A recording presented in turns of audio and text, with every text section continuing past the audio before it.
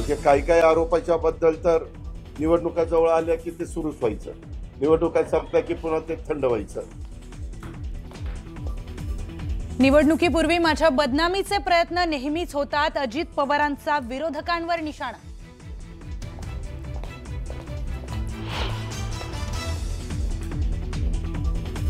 जमीन गैरव्यवहार प्रकरणी पार्थवर गुन्हा का नाही हे मुख्यमंत्रीच सांगू शकतील, शरद पवारांचं विधान.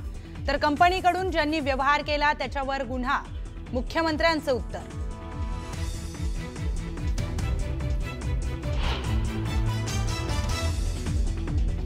मनसे पदाधिकाऱ्यांची राज ठाकरेंच्या उपस्थितीत शिवतीर्थावर बैठक, आगामी निवडणुकीच्या रणनीतीवर होणार चर्चा.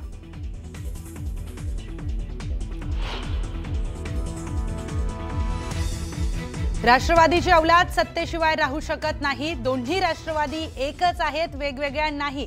शिवसेना आमदार तानाजी सावंतांची घणाघाती टीका.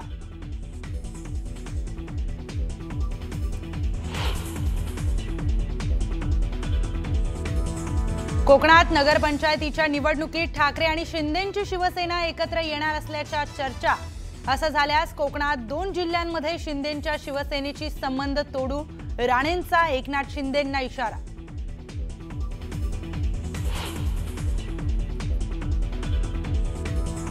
माझ्या वक्तव्याचा विपर्यास केला, मंत्री विखे पाटलांचं स्पष्टीकरण. कर्जबाजारी व्हायचं, पुन्हा कर्जमाफीची मागणी करायची, विखेंनी केलेलं हे वक्तव्य.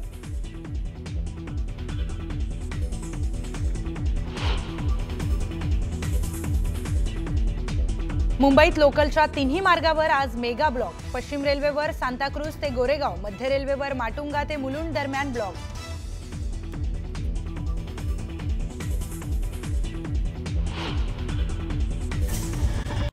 राष्ट्रवादी काँग्रेस अशी औलाद आहे जी सत्तेशिवाय राहू शकत नाही. दोन्ही राष्ट्रवादी काँग्रेस एकच आहेत अशी घणाघाती टीका केली धाराशिवचे शिवसेना आमदार तानाजी सावंत यांनी. पाण्यातून मासा काढल्यावर जसा तडफडतो तसं राष्ट्रवादी काँग्रेसचं सत्तेकरता आहे अशी टीका केली सावंतांनी. राहुल मोटे यांच्या राष्ट्रवादी काँग्रेसच्या प्रवेशावरून सावंतांनी ही घणाघाती टीका केली.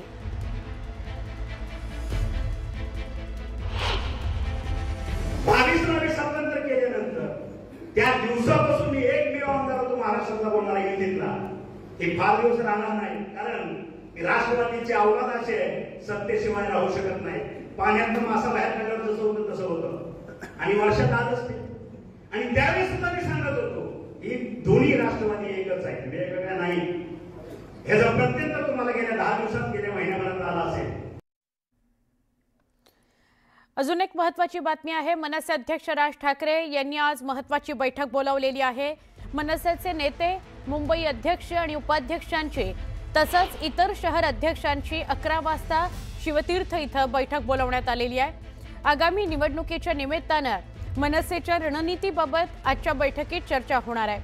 नगराध्यक्षपदाच्या निवडणुकीच्या निमित्तानं राज ठाकरे युतीबाबत स्पष्टता करतात का हे बघणं महत्त्वाचं ठरणार आहे. मनसेला मवियामध्ये घेण्याबाबत शरद पवारांनी मोठं विधान केलंय. मवियानं एकत्र बसून निर्णय घ्यावा, काँग्रेसनं टोकाची भूमिका घेऊ नये असा सल्ला शरद पवारांनी काँग्रेस नेत्यांना दिला आहे. तर मवियाच्या आजच्या बैठकीमध्ये यावर चर्चा होईल असं देखील शरद पवार म्हणाले.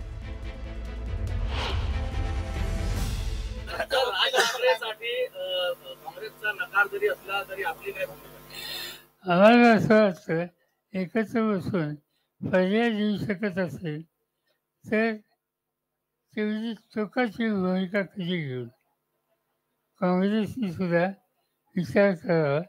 पण मी आत्ता सांगू शकत नाही. उद्या आमची बैठक आहे ना, उद्याच आमची बैठक. त्या बैठकीत साधारणतः सगळ्यांसोबतून निर्णय होईल. स्थानिक स्वराज्य संस्थेच्या निवडणुकीसाठी शिवसेना उबाठा पक्षाकडून 40 प्रचारकांची यादी जाहीर करण्यात आली आहे. उद्धव ठाकरे आणि आदित्य ठाकरे स्टार प्रचारक असून या यादीमध्ये संजय राऊतांचंही नाव आहे. राज ठाकरेंनी आज शिवतीर्थावर बैठक बोलावली आहे. मनसेचे नेते, मुंबई अध्यक्ष आणि उपाध्यक्षांची बैठक पार पडणार आहे. आगामी निवडणुकीच्या निमित्तानं मनसेच्या रणनीतीबाबत बैठकीमध्ये चर्चा होणार आहे. सातारा नगरपालिका निवडणुकीमध्ये उदयनराजेंनी मनोमिलनाबाबत सकारात्मकता दाखवली आहे, मात्र शिवेंद्रराजेंनी निर्णय पक्षश्रेष्ठींवर सोडल्यामुळे सस्पेन्स निर्माण झालाय। तर मला नगराध्यक्ष व्हायचं असल्यामुळे मी खासदारकीचा राजीनामा देऊन नगराध्यक्ष होणार अशी मजेशीर प्रतिक्रिया उदयनराजे भोसले यांनी दिली आहे। आगामी निवडणुकीसाठी मावळमध्ये भाजपकडून स्वबळाचा नारा देण्यात आलाय। मावळमध्ये पक्षाला बळ देण्यासाठी आमदार महेश लांडगेंची निवडणूक प्रमुख म्हणून नियुक्ती करण्यात आली आहे। लोणावळा नगर परिषदेच्या नगराध्यक्ष पदासाठी रिपब्लिकन पक्षाकडून सूर्यकांत वाघमारे यांच्या नावावर शिक्कामोर्तब करण्यात आलाय। मावळचे आमदार सुनील शेळके आणि भाजपच्या संभाव्य पाठिंब्यामुळे वाघमारे यांची उमेदवारी लोणावळा नगर परिषदेची निवडणुकीत रंगत येण्याची शक्यता आहे। मुसळ नगर परिषद निवडणुकीसाठी माजी आमदार संतोष चौधरी आणि एकनाथ खडसेंचं मनोमिलन झालंय। या युतीला अभद्र युती म्हणत मंत्री संजय सावकार यांनी टोला लगावलाय। यावर खडसेंनी जोरदार प्रत्युत्तर दिलंय। 70,000 कोटींचा घोटाळा करणाऱ्या अजित पवारांसोबत तुम्ही युती केली, आम्ही तर कोणताच घोटाळा केला नाही, तरी तुम्ही अभद्र युती म्हणता, अशा शब्दात खडसेंनी सावकार यांना सुनावलंय। कर्जत खोपोलीमध्ये शिंदेंच्या शिवसेनेला धक्का बसलाय। आमदार महेंद्र थोरवे यांची साथ सोडून शेकडो कार्यकर्त्यांनी अजित पवार यांच्या राष्ट्रवादीमध्ये प्रवेश केला। खासदार सुनील तटकरे यांच्या उपस्थितीमध्ये हा पक्ष प्रवेश पार पडला। भोरमध्ये भाजपला खिंडार पडले। भोरच्या माजी नगराध्यक्षा निर्मला आवारे यांनी आमदार शंकर मांडेकर यांच्या उपस्थितीमध्ये अजित पवारांच्या राष्ट्रवादीमध्ये प्रवेश केलाय। आवारे यांच्या प्रवेशामुळे माजी आमदार संग्राम थोपटेंना मोठा धक्का बसलाय। मनमाडमध्ये शिवसेना आमदार सुहास कांदे, भाजपचे आमदार राहुल आहेर, शिवसेना नेते भाऊसाहेब चौधरींनी आगामी निवडणुकीच्या अनुषंगानं बैठक घेतली। यावेळी नगर परिषदेच्या नगराध्यक्ष आणि नगरसेवक पदासाठी इच्छुक असलेल्या उमेदवारांनी मोठी गर्दी केली होती। स्वराज्य शक्तीसेना पक्ष मराठवाड्यामध्ये पूर्ण ताकदीनं निवडणूक लढवेल असा विश्वास करुणा मुंडे यांनी व्यक्त केला आहे। भंगार लोकांना Z+ सुरक्षा आहे, मात्र जरांगे समाजासाठी लढतात, त्यांना सुरक्षा का नाही असा सवाल विचारत जरांगेंना सुरक्षा देण्याची मागणी करुणा मुंडे यांनी केली आहे। आगामी नगर परिषद निवडणुकीमध्ये भाजपला पराभवाची धूळ चाळण्यासाठी आम्ही मैदानात उतरणार असल्याची घोषणा शिवसेनेच्या संजय देशमुखांनी केली आहे। वाशीमध्ये महाविकास आघाडीसोबत अधिकृत युती करणार असल्याचंही त्यांनी स्पष्ट केलं। अमरावती जिल्ह्यामध्ये भाजपनं नगर परिषद आणि नगरपालिका निवडणुकीचं रणशिंग फुंकलेलं आहे। धाणी, चिखलदरा, अचलपूर आणि अंजनगाव सुर्जी इथे मंत्री चंद्रशेखर बावनकुळे यांच्या उपस्थितीमध्ये कार्यकर्त्यांचा मेळावा पार पडला। वर्धा जिल्हा भाजपमध्ये नगरसेवक आणि नगराध्यक्ष पदाची उमेदवारी मिळवण्यासाठी रीग लागली आहे। येत्या 2 दिवसात उमेदवारी ठरणार असल्यानं इच्छुकांची भाजप कार्यालयामध्ये वर्दळ पाहायला मिळते। नगर परिषद निवडणुकांच्या पार्श्वभूमीवर हिंगोलीमध्ये भाजपची बैठक पार पडली। आदिवासी विकास मंत्री अशोक उईके यांनी या बैठकीत पदाधिकारी आणि कार्यकर्त्यांना मार्गदर्शन केलं। दरम्यान आमची युती करण्याची भूमिका आहे, आमदार संतोष बांगर यांच्याशी चर्चा करून यावर तोडगा निघेल अशी प्रतिक्रिया उईके यांनी दिली आहे। कुपर रुग्णालयामध्ये रुग्णाच्या नातेवाईकांनी डॉक्टरला मारहाण केली होती। या घटनेविरोधात सर्व डॉक्टरांनी आंदोलन पुकारले। अत्यावश्यक सेवा वगळता सर्व काम बंद ठेवण्यात आलं। जोपर्यंत डॉक्टरांना राज्य दलाची सुरक्षा मिळत नाही तोपर्यंत आंदोलन सुरूच ठेवण्याचा इशारा डॉक्टरांनी दिलाय। कोल्हापूरच्या शिरोळ तालुक्यामध्ये गेल्या महिन्याभरापासून सुरू असलेल्या ऊसदर आंदोलन हे अधिक तीव्र झालंय। दत्तसागर कारखान्यानं मागणीप्रमाणे ऊसाला दर दिलाय, मात्र स्वाभिमानीनं दर नाकारत ऊसतोड बंद ठेवण्याचा इशारा दिला। यावरून कारखाना समर्थक आणि आंदोलकांमध्ये वाद झाला। जळगावच्या भुसावळ तालुक्यातील तायडे कुटुंबानं जमीन परत करण्याची मागणी केली आहे। साखर कारखाना सुरू करण्यासाठी कवडीमोल भावात एकनाथ खडसेंनी जमीन मागितल्याचा आरोप करत जिल्हाधिकारी कार्यालयासमोर रिपाईच्या वतीनं आंदोलन करण्यात आलं। पार्थ पवार प्रकरणी आंबेडकरी चळवळीच्या कार्यकर्त्यांकडून उपमुख्यमंत्री अजित पवारांच्या पुण्यातील राष्ट्रवादीच्या पक्ष कार्यालयाबाहेर आंदोलन करण्यात आलं। यावेळी जमीन गैरव्यवहार प्रकरणी कार्यकर्त्यांनी अजित पवारांविरोधात जोरदार घोषणाबाजी केली।